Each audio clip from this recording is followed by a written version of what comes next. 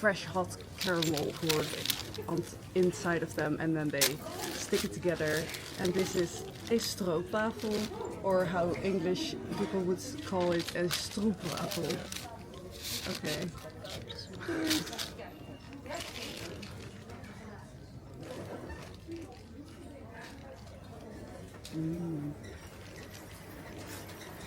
Nice and warm. So it's really nice and warm. Like the waffle, it's like a cookie dough, and they put it in the waffle machine.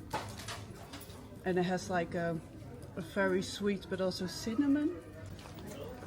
Highly recommend Dutch stroopwafels, freshly made, They are really still good. warm, very good. I like the cinnamon.